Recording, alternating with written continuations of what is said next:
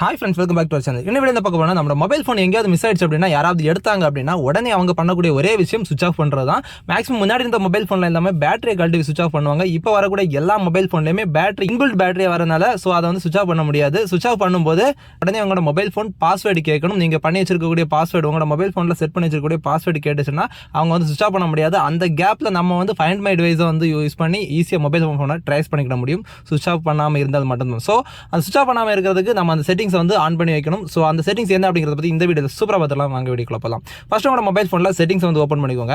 Settings open பண்ணிட்டு இதில் வந்து அப்படியே பிரைவசி அப்படிங்கிற இந்த ஆப்ஷன் இருக்கும். ஸோ இந்த ஆப்ஷனை ஜஸ்ட் கிளிக் பண்ணிக்கோங்க.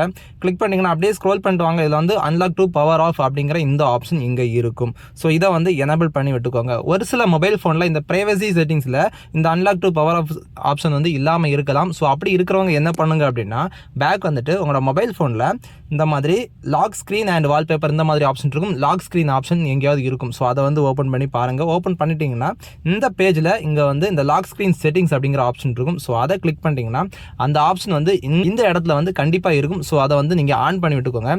இதே மாதிரி நீங்கள் ஆன் பண்ணி விடுறதுனால என்ன ஆகும் அப்படின்னா இப்போ என்னோட மொபைல் ஃபோனை நான் லாக் பண்ணுறேன் பாருங்கள்.